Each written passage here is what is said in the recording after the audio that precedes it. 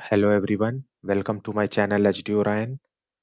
हम पढ़ रहे हैं accountancy for class 12th company accounts revision from DK Goyal textbook. और अभी हम पढ़ेंगे questions related to over subscription and forfeiture of shares.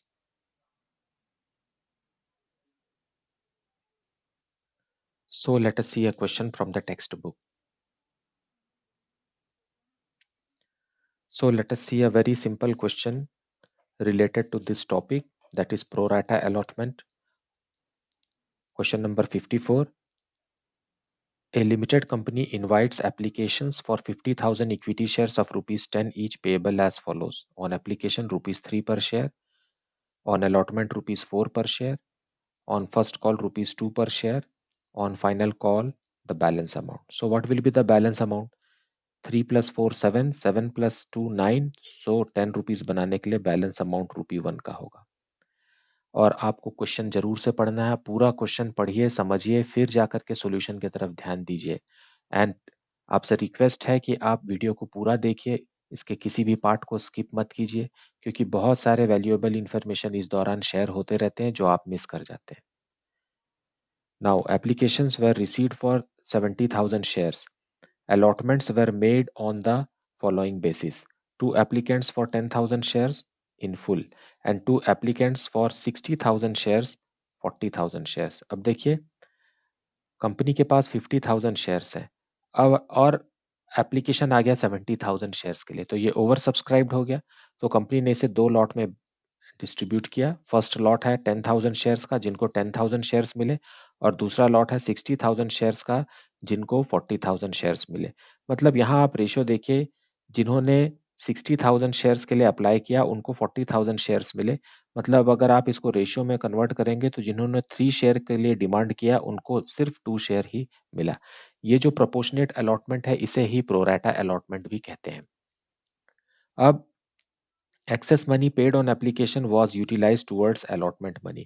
अब यहाँ देखिए, अगर 3 शेयर के लिए एप्लीकेशन आया है और 2 शेयर मिला है, मतलब 1 शेयर का एप्लीकेशन मनी कंपनी के पास एक्स्ट्रा है और कंपनी इसे रिफंड नहीं करेगी क्योंकि उसी व्यक्ति से अलॉटमेंट का मनी भी रिसीव करना है।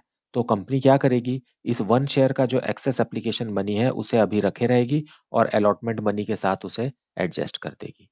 सो यही बात यहाँ लिखी हुई है। A shareholder who was allotted 1,000 shares out of the group applying for 60,000 shares failed to pay allotment money. अब एक ऐसा शेयर होल्डर है जो इसी कैटेगरी को बिलोंग करता है, जिसे 1,000 शेयर्स मिले थे और वो अलॉटमेंट मनी नहीं दे पा रहा है। And money due on calls, ना कॉल का मनी दे रहा है, दोनों कॉल का मनी भी नहीं दे रहा है। देखिए यहाँ कॉल्स लिखा हुआ है। दीज शेयर्स वर फोरफीटेड, मतलब वो अलॉटमेंट का मनी भी नहीं दिया, फर्स्ट कॉल का मनी भी नहीं दिया और सेकेंड एंड फाइनल कॉल का मनी भी नहीं दिया।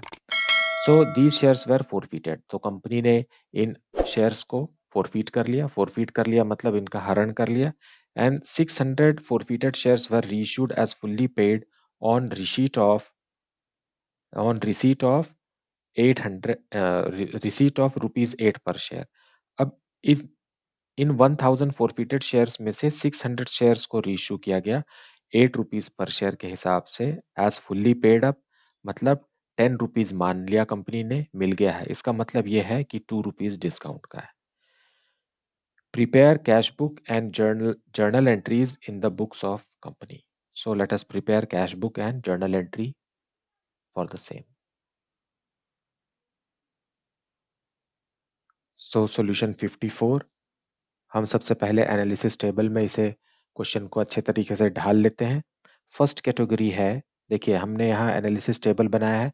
एनालिसिस टेबल बनाना कंपलसरी नहीं है, ये सिर्फ क्वेश्चन को आसानी से समझने के लिए इसे बनाया जाता है। अगर आप एनालिसिस टेबल के बगैर भी सॉल्व करना चाहते हैं तो कर सकते हैं, लेकिन अगर क्वेश्चन में लिखा है कि आप एनालिसिस टेबल बनाइए तो आप बना दीजिए, और उसे ऐसा बनाना है। देखिए फर्स्ट कॉलम है शेयर्स अप्लाइड का, सेकंड कॉलम है शेयर्स अलॉटेड का, फिर इन दोनों का जो डिफरेंस रहेगा वो एक्सेस एप्लीकेशन मनी कहलाएगा। फिर इसी एक्सेस एप्लीकेशन मनी को कंपनी अलॉटमेंट के समय यूज करेगी, और अगर बचेगा तो फर्स्ट कॉल के समय यूज करेगी, सेकंड कॉल के समय यूज करेगी, और अगर इसके बावजूद भी रहता है तो उसे रिफंड करेगी। सो इस क्वेश्चन में आप देखिए दो कैटेगरी है। फर्स्ट कैटेगरी है जिन्होंने अप्लाई किया था 10,000 शेयर्स के लिए, और सेकेंड कैटेगरी है जिन्होंने अप्लाई किया था 60,000 शेयर्स के लिए। मतलब देखिए एप्लीकेशन 70,000 शेयर्स के लिए आ गया है। अब कंपनी ने कहा है कि जिन्होंने 10,000 शेयर्स के लिए अप्लाई किया उनको पूरा का पूरा 10,000 शेयर्स दिया गया। क्योंकि कंपनी के पास 50,000 शेयर ही हैं और फर्स्ट कैटेगरी को 10,000 शेयर्स दे दिया गया, इसका मतलब रिमेनिंग 40,000 शेयर्स जो है वो सेकंड कैटेगरी को रिसीव हुआ।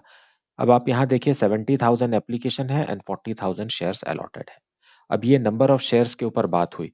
अब हम इसे एप्लीकेशन मनी के साथ मल्टीप्लाई कर देंगे। सो इन्होंने 3 रुपीज के हिसाब से 30,000 रुपीज भेजा और इनको पूरा का पूरा 30,000 रुपीज का शेयर मिल गया। मतलब इनका कोई भी एक्सेस एप्लीकेशन मनी नहीं है। तो अलॉटमेंट में फर्स्ट कॉल में एडजस्ट होने का सवाल ही नहीं उठता। अब सेकेंड कैटेगरी वाले हैं जो जिन 60,000 शेयर्स पर 3 रुपीज के हिसाब से 1,80,000 रुपीज कंपनी को फॉरवर्ड हुआ और कंपनी ने इन्हें 40,000 शेयर्स दिया। मतलब इनको 1,20,000 शेयर्स का ही 1,20,000 रुपीज का ही बेनिफिट मिला। मतलब इन दोनों का जो डिफरेंस है 60,000 रुपीज जो है वो एक्सेस एप्लीकेशन मनी है। अब इसको हमको अलॉटमेंट में यूज करना है। तो अलॉटमेंट में आप देखिए मिला तो इनको 40,000 शेयर है। 40,000 शेयर्स पर अलॉटमेंट मनी 4 रुपीज है। देखिए 40,000 शेयर्स पर 4 रुपीज के हिसाब से 1,60,000 रुपीज यहाँ पर बनता है इस कैटेगरी का। उसमें से ये 60,000 तो आसानी से एडजस्ट किया जा सकता है। एडजस्ट करेंगे हम 60,000 रुपीज। तो इस कैटेगरी को 60,000 रुपीज फिर से देने की जरूरत नहीं है। बाकी का जो रिमेनिंग 1 लाख रुपीज है ये इनको देना चाहिए बैंक में। तो ये 60,000 रुपीज पूरा का पूरा अलॉटमेंट में ही यूज हो गया। मान लीजिए यहाँ 80,000 होता, लेट अस से फॉर एग्जांपल, तो 60,000 रुपीज अलॉटमेंट में यूज होता और रिमेनिंग 20,000 जो है वो फर्स्ट कॉल के समय यूज होता। लेकिन यहाँ पर तो मान लीजिए यहाँ पर 1,80,000 है, तो 1,60,000 पूरा का पूरा यहाँ यूज होता और रिमेनिंग 20,000 जो है वो फर्स्ट कॉल के लिए चला जाता। क्योंकि इतना सारा एक्सेस एप्लीकेशन मनी है कि अलॉटमेंट मनी 1,60,000 एडजस्ट करने के बावजूद भी अगर एक्सेस एप्लीकेशन मनी बचता है तो कंपनी उसे फर्स्ट कॉल के लिए यूज करती है। इस केस में ऐसा कुछ नहीं है। हमारे पास अलॉटमेंट मनी के लिए 1,60,000 चाहिए था, उसमें एक्सेस एप्लीकेशन मनी है 60,000, तो 60,000 एडजस्ट करेगी और कंपनी एक्सपेक्ट करेगी कि बैंक में 1 लाख रुपीज आना चाहिए। अब वो आता है नहीं आता है वो क्वेश्चन के ऊपर डिपेंड करता है और इस क्वेश्चन में है 1,000 शेयर्स पर नहीं आया है, इसलिए ये क्वेश्चन थोड़ा सा कैलकुलेशन इसमें करना पड़ेगा। अब क्वेश्चन में हमें कैश बुक बनाने बोला है तो हम पहले कैश बुक से ही शुरू करेंगे क्वेश्चन को। सो हमारे पास 70,000 एप्लीकेशन आएंगे और हम इसे पहले कैश बुक में ही रिसीव करेंगे। सो ये हमारा कैश बुक है in the books of a limited company. Cash book है तो डेबिट में पैसा रिसीव करेंगे और यह है equity share. So to equity share application. Application कितना आया था? 70,000 एप्लीकेशंस कंपनी ने रिसीव किया है और 3 रुपीज एप्लीकेशन मनी है। सो 2,10,000 रुपीज कंपनी ने रिसीव किया। अब ट्रांसफर की जो एंट्री है वो जर्नल में होगी। सो अब इसे ट्रांसफर करेंगे। Equity share application account debited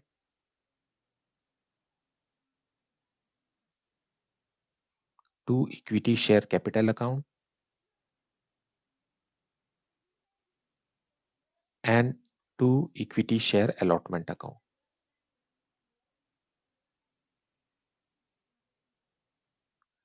company ने रिसीव किया था ₹2,10,000। उसमें से सिर्फ 50,000 शेयर्स का 3 रुपीज पर शेयर के हिसाब से 1,50,000 कैपिटल अकाउंट में ट्रांसफर होगा और जो 20,000 एक्स्ट्रा एप्लीकेशन मनी आया था उसका 3 रुपीज के हिसाब से 60,000 कंपनी अलॉटमेंट के लिए रख लेगी। Being application money transferred.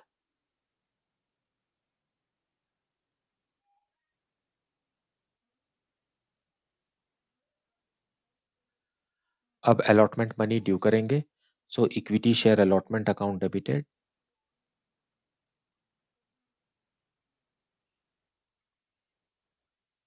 To equity share capital account.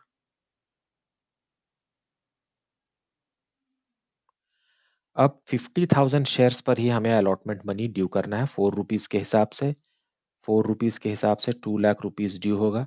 ऐसा नहीं कि जितना एप्लीकेशन आया है 70,000 उस पर ड्यू कर रहे हैं, ऐसा नहीं है। जितना कंपनी के पास शेयर था उससे ज्यादा का अलॉटमेंट मनी तो ड्यू हो नहीं सकता, इसलिए 50,000 शेयर्स पर ही वही है कंपनी के पास और उसी पर अलॉटमेंट मनी ड्यू होगा। Being allotment money due. अब ड्यू करते समय तो ये अंदाजा लगाना बिल्कुल भी पॉसिबल नहीं है कि कितने शेयर्स पर अमाउंट अलॉटमेंट का नहीं मिलेगा। सो ड्यू तो हमें पूरे से ही करना है। अब हमें अलॉटमेंट मनी कितना रिसीव होगा ये कैलकुलेट करना है। यहाँ पर क्वेश्चन में लिखा हुआ है a share holder who was allotted 1000 shares out of the group applying for 60,000 shares। मतलब वो सेकंड ग्रुप जिसने 60,000 शेयर्स के लिए अप्लाई किया था और उनको मिला था 40,000 शेयर्स। इस ग्रुप में एक शेयर होल्डर है जिनको 1000 शेयर अलॉट हुआ है। अगर हम इसे देखें तो जिन्होंने 3 शेयर मांगा उसको 2 शेयर मिला। देखिए इसे कैंसिल कर दीजिए, सारा जीरो कैंसिल हो जाएगा और 2 3 जा 6 और 2 2 जा 4।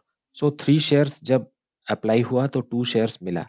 अब उस आदमी को 1000 शेयर्स मिला है, अलॉट हुआ है, तो हमें ये पता लगाना है कि उसने अप्लाई कितना किया होगा। तो ऐसे में हमें क्या करना होगा कि हमें दोनों तरफ 1000 लिख देना है। 1000 यहाँ भी लिखिए, 1000 यहाँ भी लिखिए और इस तरफ कुछ नहीं करना है। इस तरफ यहाँ 3 लिखा है तो यहाँ 3 से मल्टीप्लाई कीजिए और ऑपोजिट साइड वाले से डिवाइड कीजिए, है ना। तो ये आ जाएगा 1500। जब 1500 शेयर के लिए अप्लाई किया गया तब जाकर के उसे 1000 शेयर मिला होगा। या आप इसे ऐसे भी कर सकते हैं कि यहाँ देखिए, अदरवाइज मैं समझा रहा हूँ।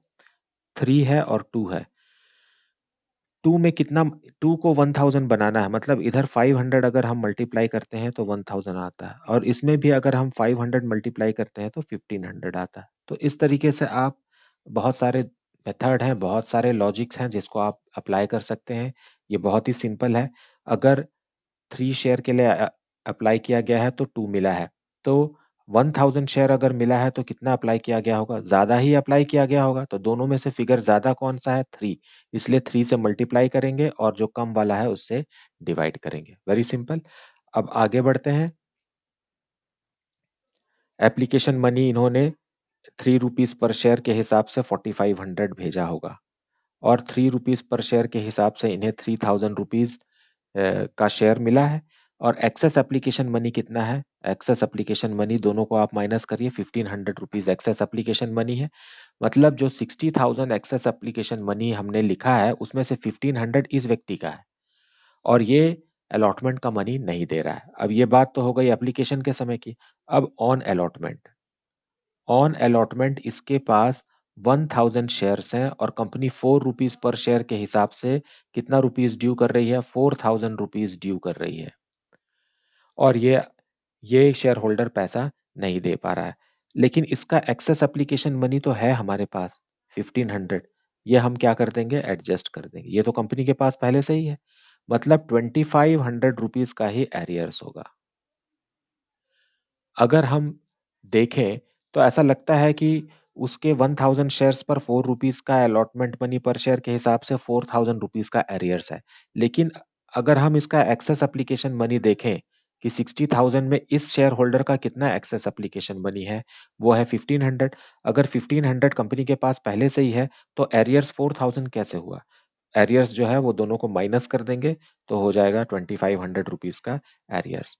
अब क्योंकि हम इस क्वेश्चन में कैश बुक बना रहे हैं, है ना, इसलिए हम कैश बुक में 2500 रुपीज कम लिखेंगे। और आप इस बात को भी समझिए, देखिए यहाँ पर जो दो एंट्री हमने दिखाया है, 2 लाख रुपीज से अलॉटमेंट मनी ड्यू है लेकिन कंपनी के पास पहले से ही 60,000 है। मतलब कंपनी को बैंक में 1,40,000 रुपीज मिलना चाहिए। 1,40,000 में से भी 2500 अभी नहीं मिल रहा है। सो 1,40,000 में 2500 लेस करेंगे तो 1,37,500 रुपीज ही बैंक में मिलेगा। सो कैश बुक में लिखेंगे टू इक्विटी शेयर अलॉटमेंट। देखिए 2 लाख रुपीज से हमने ड्यू किया था, उसमें से 60,000 कंपनी के पास एक्सेस एप्लीकेशन मनी है और अभी 2500 रुपीज जो है वो एरियर्स हो गया है। सो बैंक में आएगा 1,37,500। अब हम फर्स्ट कॉल ड्यू करेंगे। So equity share first call account debited to equity share capital account.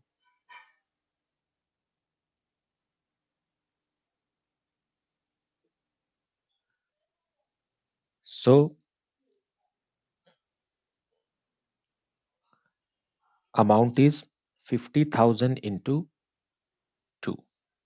First call का अमाउंट 2 रुपीज है, सो 1 लाख रुपीज ड्यू। कंपनी ने अभी तक किसी का भी शेयर फोरफीट नहीं किया है, इसलिए पूरा का पूरा 50,000 मार्केट में है। Being first call amount due.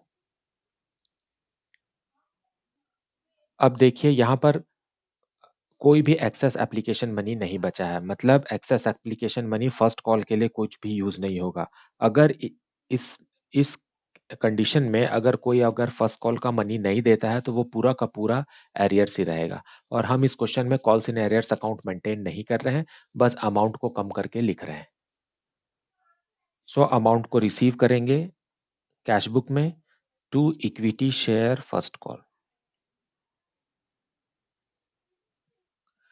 First call हमने ड्यू किया है 1 लाख रुपीज से, और अभी हमें एक शेयर होल्डर जिनके पास 1000 शेयर्स हैं वो फर्स्ट कॉल का मनी नहीं दे रहे हैं।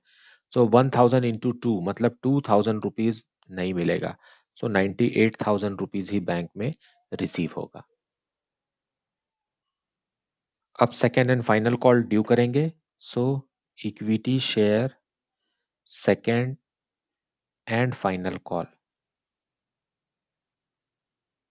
Account debited to equity share capital account.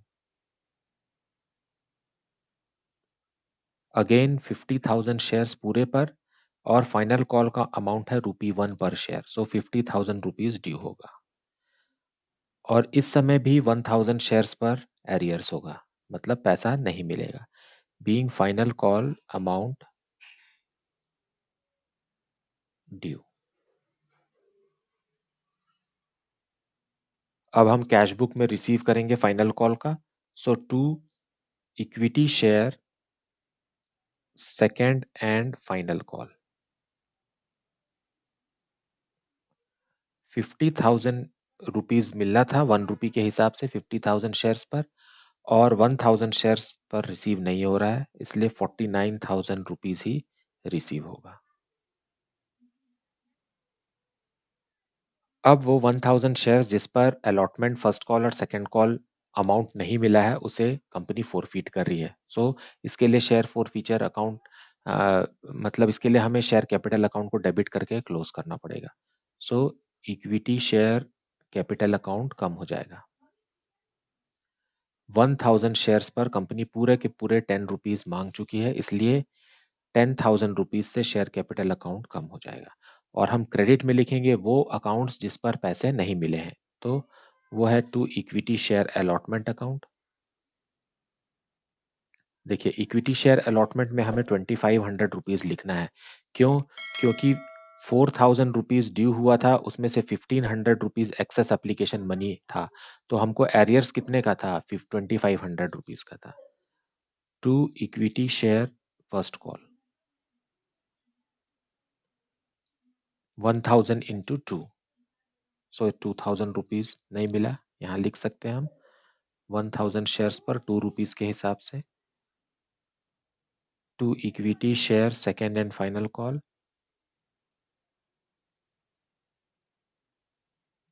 1000 shares पर 1 रुपी के हिसाब से 1000। अब यहाँ देखिए ये हो गया 45,500। अब इसे बैलेंस करने के लिए हम लिखेंगे to forfeited equity share, forfeited equity shares. यहाँ जो है वो बैलेंसिंग अमाउंट आएगा, वो बैलेंसिंग अमाउंट है ₹4,500। उन्होंने एप्लीकेशन पे इतना ही तो अमाउंट भेजा है, इसके अलावा कोई अमाउंट तो भेजा नहीं है। इन्होंने अप्लाई किया था 1500 शेयर्स के लिए मिला, हालांकि 1000 शेयर है और 3 रुपीज के हिसाब से 4500 रुपीज ही कंपनी को मिला था। तो यही अमाउंट जो है वो जब्त हो जाएगा, फोरफीट हो जाएगा। अब नरेशन लिखेंगे, बीइंग 1000 इक्विटी शेयर्स फोरफीटेड।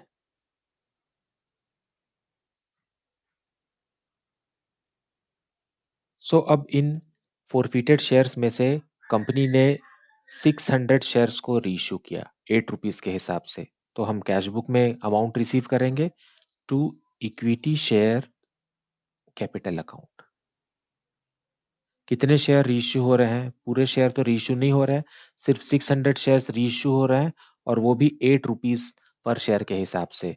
तो 4800 रुपीज में शेयर जो है वो रीइश्यू हो रहे हैं।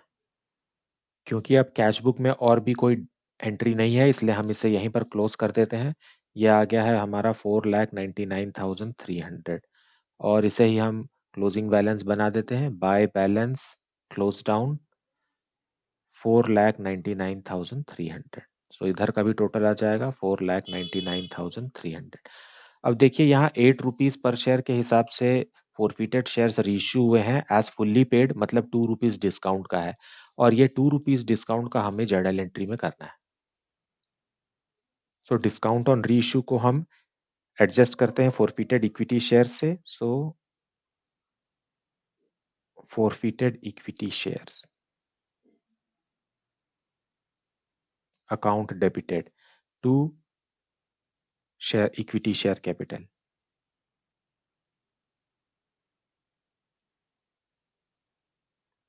ये अमाउंट कितना होगा? 600 शेयर्स पर 2 रुपीज के हिसाब से 1200 रुपीज।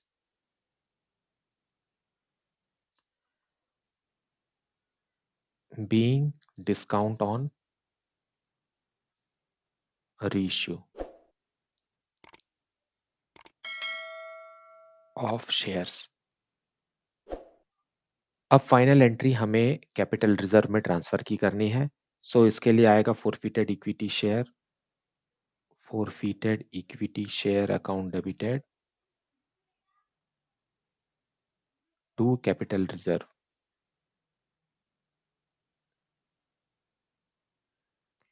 अब देखिए फोरफीचर के समय में 4500 रुपीज फोरफीट हुआ था। 4500 रुपीज कितने शेयर पर फोरफीट हुआ था? 1000 शेयर्स पर फोरफीट हुआ था, है ना?